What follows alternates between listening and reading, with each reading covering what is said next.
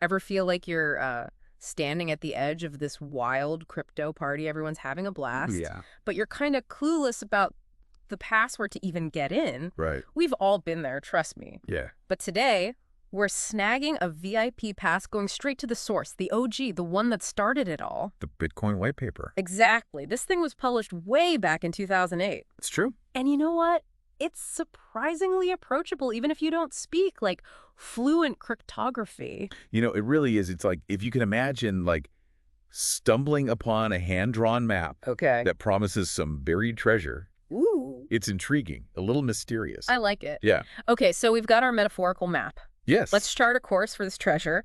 What problem was Satoshi Nakamoto, Bitcoin's creator, even trying to solve back then? It's not like we were all just sitting around clamoring for a new way to pay for stuff online, were we? Well, funny you should say that, because the white paper, it jumps right into the problems with online payments back in 2008. Yeah. You know, like having to rely on these financial institutions. Processing times were slow back then. Oh, yeah. The risk of fraud, always there. Right. It's like trying to navigate a minefield just to, I don't know, buy your morning coffee online. Okay, okay. But isn't that what, credit card companies, all that, isn't that what that was for? True, but even then, the white paper points out that all of these systems, they all hinge on trust. Okay. Trust in those institutions to handle your money, securely, fairly. And that trust, it comes at a price. Transaction fees, data vulnerability, you name it. So the white paper asks, what if? Yeah. What if there was a way to just cut out the middleman entirely? Enter Bitcoin. Enter Bitcoin. Yeah. Satoshi was envisioning this system where you could send money directly to anyone, anywhere in the world. Oh. As easily as just like handing them cash. Remember cash? I think I've seen like pictures in a museum or something. Okay, I get the appeal, I do. But how do you stop someone from just making copies of their like digital cash and just spending it, over and over again? It's going to be like, what, digital currency 101 problem to solve? The $1 million question. Right. Or should we say the $1 billion problem? The white paper calls this the double spending dilemma. Okay, catchy. So what's their genius solution? The blockchain. Here we go. I know. Now, before your eyes glaze over. Too late. Just kidding. Okay, okay. Imagine a digital ledger, like a giant public accounting book that keeps track of every single Bitcoin transaction. Right. But here's the thing. This book, it isn't kept in just one place. Instead, it's distributed.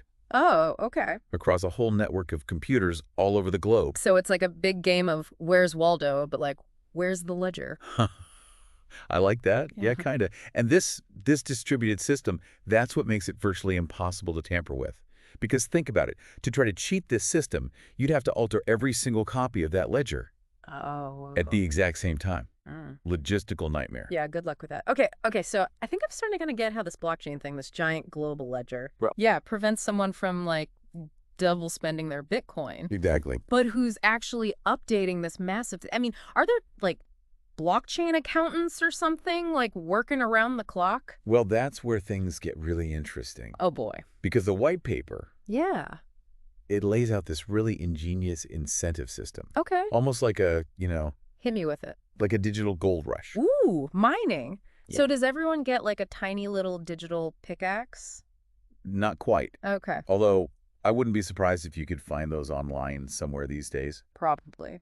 But in the Bitcoin world, mining involves using computing power to solve these really complex cryptographic puzzles. Okay. And these puzzles, they're designed to be like really difficult to solve. But once they're solved, they're very easy to verify. So it's kind of like a Sudoku puzzle that like only a supercomputer can solve. Yeah. But then anyone can like look at it and be like, yep, you got it. Exactly. And here's the incentive part. Okay.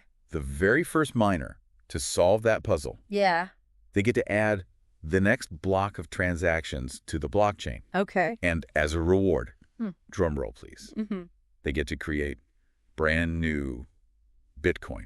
Wait, hold up. So you're telling me that Bitcoin is literally created out of thin air just by solving a math problem? I mean, not exactly thin air. It takes a lot of computing power. That's true. Which, as you can imagine, translates to some, real-world energy consumption. Yeah, of course. But you've hit the nail on the head conceptually. Okay. This reward system. Yeah. That's the key. That's what incentivizes people to participate in the network, Yeah. providing all that computing power that's needed to keep everything running. So it's like this self-sustaining ecosystem. Yeah. Miners are competing to secure the network. Yep. And in return, they're rewarded with Bitcoin. Precisely. And as more and more miners join the network, Yeah. the difficulty of those puzzles, it automatically adjusts, Wow. which ensures that new blocks are added to the blockchain at a relatively steady rate, about one every 10 minutes. Okay, that's crazy. That's impressive. But hold on. If this blockchain is like this public record of every single Bitcoin transaction ever, Right. doesn't that mean that anyone can just like look up how much Bitcoin I have? That's like a serious buzzkill for my secret pizza fund. That's a question we get a lot, yeah. But remember, the white paper, it's all about balancing transparency with anonymity. Okay. Your Bitcoin wallet, your balance, all of that, that's linked to a unique alphanumeric address, Yeah. not your real-life identity. This is kind of like a secret code that only I know. Exactly. Think of it like a safe deposit box at a bank. Okay. The bank, they know the box exists, they know transactions occur, Yeah. but they don't necessarily know who owns it or even what's inside. Right, right. Okay, that makes sense. But I gotta admit, this is a lot. Yeah. It's a lot to wrap my head around. I mean, it's like the Satoshi Nakamoto. They Yeah. didn't just invent a new currency. It's like they invented like a whole new financial system I know, right. from scratch. That's the brilliance of the white paper. It's Yeah. like this blueprint for a system that challenges like so many assumptions about how finance, how it works, what it is. Right. And it doesn't stop there. The white paper, it also dives into all this technical nitty-gritty stuff, Oh.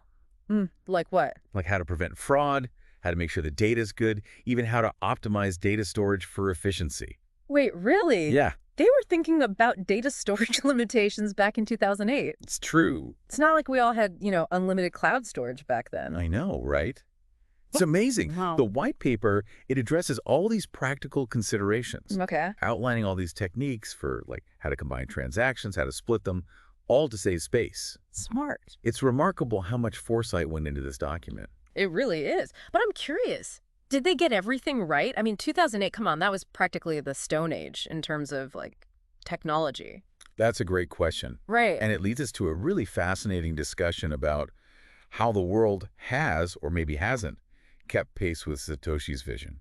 So we've unearthed some of those secrets of the Bitcoin white paper. Yeah. This elegant solution to the double spending problem. Right. But did Satoshi have a crystal ball or something? Did they anticipate this whole world of, like, crypto whales, meme coins, the metaverse? What do you think? That's the billion Bitcoin question, isn't it? Right. It's fascinating to see how some of these things have played out exactly as they're outlined in the white paper, Yeah. while others have taken, these completely unexpected turns. Right. It's like watching a time traveler trying to blend in. Yeah. It's okay. Kind of impressive, but every now and then you can spot the inconsistencies. Okay, I need an example. Give me a Satoshi called it moment. Okay. The white paper talks about this importance of making transactions computationally impractical to reverse. Okay. So fast forward to today. Yeah. And it's exactly why Bitcoin is considered so secure. Okay. The sheer amount of computing power that's dedicated to mining makes it virtually impossible Yeah. for like an attacker to even try to alter the blockchain. Right. Satoshi, they nailed that prediction. So no going back in time to buy that Bitcoin pizza with our pocket change, huh? Not anymore, at least. All right. All right. So how about a head scratcher? What did Satoshi, like, completely miss? Well, let's talk about, for example, the environmental impact. Oh, okay. The white paper, it mentions proof of work, Right. requiring, all that CPU power. Right. But back then, I don't think anybody could have envisioned the massive energy consumption Yeah, of of course. today's mining farms. Right. It's a classic example of how technological innovation Yeah. can just totally outpace our understanding of the long-term consequences. That's like inventing the wheel and then not realizing, oh, this might lead to traffic jams at some point. Exactly. Yeah. And speaking of unexpected consequences, Yeah. the white paper is, well, it's entirely silent Oh, really? on the social and political implications of Bitcoin. Interesting. Remember, this was, at its core, conceived as this peer-to-peer Yeah. electronic cash system, Right. a way to just completely bypass traditional financial institutions. Which, I mean, back then that was kind of a radical idea. Hugely radical. Right. And now Yeah. we're seeing Bitcoin being used in countries experiencing hyperinflation Wow. as a tool for people to protest against authoritarian regimes, Wow. even as this catalyst for these big debates about wealth inequality That's true. and financial accessibility. It's true. I mean, those are all conversations that Satoshi's 9-page paper didn't even, like, touch on. I know, it's amazing. Wow. It's incredible how technology can just take on a life of its own. Yeah. You know, far exceeding the wildest imaginations of Right. its creators, even That's true. makes you wonder, about the legacy of this white paper. What do you think? Is it more like a historical artifact at this point, or is it still, this living, breathing document? That's the beauty of it. It's Yeah. both. Yeah. It's this snapshot of a particular moment in time, a testament to Satoshi's vision. Yeah. But it's also this catalyst It's true. for ongoing innovation. Yeah. It's sparking all these new conversations, debates, experiments, in the years since its release. Right. It's almost like a philosophical text in a way, Interesting. open to interpretation, Yeah. sparking all these different schools of thought. Yeah, that's a great point. It's true. And just like a thought-provoking book, it really does kind of leave us with, maybe even more questions than answers at this point. Right. And it gets us thinking, and that's what we want, right? Exactly. So for all of you deep divers out there, if you could ask Satoshi Nakamoto one question today, what would it be? Something to ponder as we wrap up our own deep dive into the origins of Bitcoin.